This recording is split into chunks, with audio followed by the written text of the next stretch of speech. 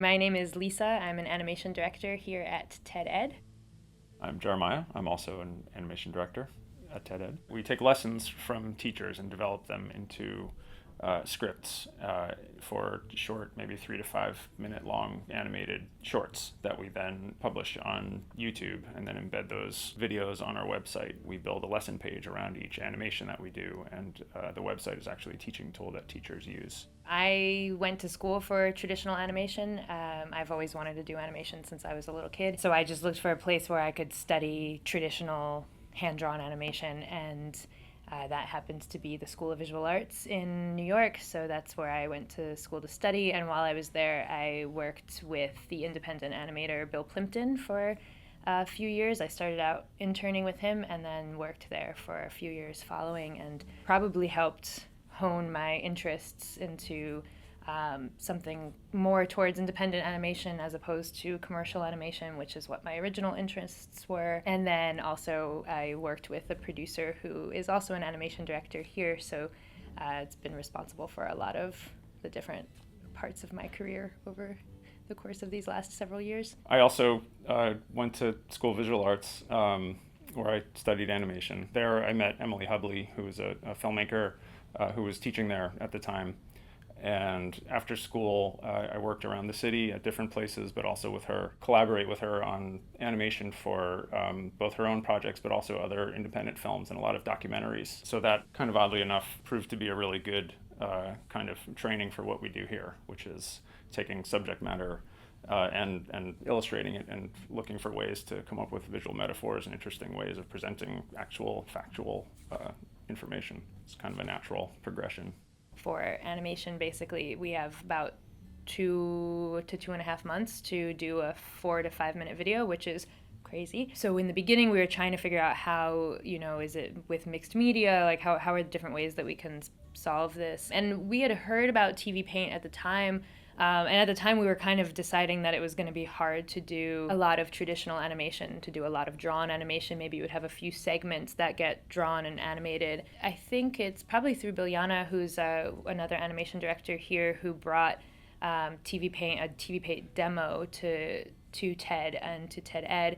And we also had people from different schools in the area and other animators come by to also listen to that. It's actually much bigger than like TVPaint giving me a tool to do that better. It was like TVPaint allowed me to actually go back to the kind of animation that I really was trained in, but also that I really loved. So pretty much for the last 6 years, I've been just drawing on paper, scanning it in, and then working between Photoshop and After Effects to put it together. I'm just being introduced to TVPaint now and just seeing the process it still feels like the way I like to work, which is really nice. I think that's what it comes from. It's like the idea that I'm working with something made by someone who spoke the same language as me. Like that's what it feels like. But it's always, animation is a medium that requires some level of technology, whether it's even just a flip book, Sure. or it's some way of looking at frames fast enough. And the software actually allows you to do things that you wish you could do on paper but couldn't. Like you can see 20 drawings at a time if whereas you really can't put that many pieces of paper on a light box and have a light bulb bright enough that it's not just going to set everything on fire, to be able to see. Few ones I've worked on. For example, there's one that was about a female scientist in the 1960s, one about the neuroscience behind birdsong, so birds learning to sing, and also the one I'm working on right now is a poem, and it's an animated poem. So they vary greatly. They're also vary greatly in style. So what I do based on the script that I've received and the voiceover that comes with it, figure out what the right approach is. And so for me, it's really important to not do the same thing over and over. I want to learn a new style, technique, software. So I want to always learn something for every project. So for example, the one about the scientist was all hand-drawn, black and white animation. The one about the birds was collage cut out, but digitally puppeted with some drawn animation on top. And then the one I'm working on right now is under the camera stop motion that's also using drawing and charcoal. So there are 3 very different styles. Pick something in the very beginning that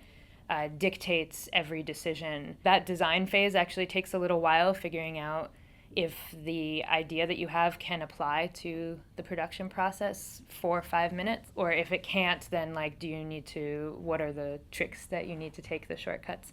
And then so from there, we're probably all doing the same thing, storyboarding, animatic. From there, begin production, and that obviously depends on what all of those things that I just decided. With the one where it was fully animated in TVPaint, we were working with, I was working with another animator, and we worked with keyframes. I did all of the keys for the animation. She did all the rough animation, and then I would take that rough animation, composite it, and add the camera moves and everything in After Effects. And then once that was approved, go back to let her go through and do cleanup, and we both were coloring it. So that was all done in TVPaint. But with the other two, I would say that I worked on getting all the animation finished first, and then bringing, or at least pretty close to finish, and then bringing those into TVPaint and working on top of that animation. Usually I'll get excited about a script. I'll print it out on paper, but I'll make a lot of room between every sentence, and then I'll just spend like maybe a week or two just doodling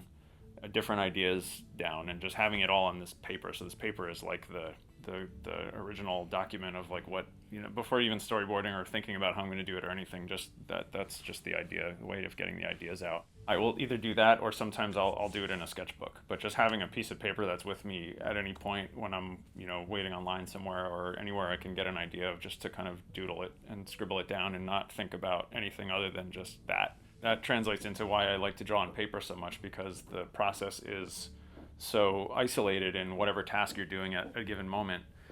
It doesn't make sense to test everything while you're going. Some people like to work that way, but I like to do all of my keyframes for the whole thing, and then I'll put that together and look at the whole thing, and then sit down, and from there I can work piecemeal. The sitting down and drawing part, I like to do as much of that as possible in a given time frame, because you're in a mindset and you want to stay there, because that's how you're productive, or how I'm productive. And then when it shifts to assembling it in the computer, I would scan all the drawings, and then there's a process where I would align them in the computer and put them all together and arrange them so that they're ready to be put together in the final form. And it was almost like a nice mental break from the sitting and drawing part to the sitting down and now you have to put it all together part. As much as I like working that way, it's also time consuming. When you know what you're doing and you sit down and you do it once, you do it right. You're not guessing, and you're not trying different things, but you don't have any time to do any of that stuff. So I'm looking forward to working in a way that process is made more fluid and less time consuming. It's nice to just be able to just do that, then I'm there, and not have to go through all of the processes of getting from one thing to another. I learned how to make better drawn animation from doing stop motion. I learned how to make better designs from doing really simple collage under the camera stuff. So for me, it's like, I wish I had spent more time earlier playing around, and I'm so grateful that I get to do that now. And animation's super fun. Anyone who's getting to do animation is very lucky. It's such a fun job title and experience all the time. And then I think through all of that experimentation, you'll start to find the thing that really works for you, and you might find that it's something really different than what you had planned for yourself. I really wanted to do Disney style animation when I started school. I learned that there's so much more to it than I had originally thought. So, and I know our producer always says this to students, and I think it's fantastic advice. It's learning not only what you're good at, but also what you're not good at. And that doesn't mean that you can't keep trying to improve, but it also means animation's so collaborative. You can seek out people who are really good at that thing to work with you, and they will teach you so much, add value to the thing that you make, and you shouldn't be the only person. You can't be the master of everything on your project, So it's really nice to get that opportunity to learn from other people as well. I mean, I think what got me the most excited about animation was the ability to take a really complex idea that would take you a long time to explain in words, communicate something really simply and powerfully and with nuance as well. Thinking about the way things move and the way, and you really just start observing the world around you in a way that, I never cared about sports or football or ballet or something like that, but as an animator, really thinking about the physics of how things move and having to break it down, and just watching people walk down the street. Sometimes I could sit and do that all day, and I might get arrested. But it's just become a real compulsion. Just observing the passage of time and how things move in it.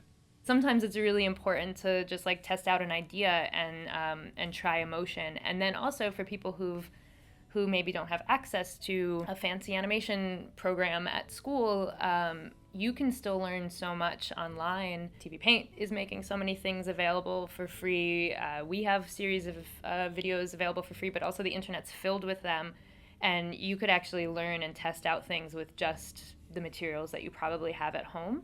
So I think learning those principles of animation, again, it will apply to everything that you do, no matter how complex the medium. I think it's just like make stuff is always my advice to people, like, and shut down the little voice that's like, no, that's like too big, or it has to be perfect or whatever. Just like make stuff and try it, and then that can lead you to, you know, doing bigger and bigger things each time. As I said, we do work with animators from all over the world. We have an open nomination process, so if an animator is interested in working with us, you can look up on our website. There's a place you can nominate yourself and show us your work, and someone can get in touch with you, and we can take it from there. So all of our videos, as we said, they're all free to watch online, and they're on our website at ed.ted.com, and they also are on YouTube and Facebook. Go check them out.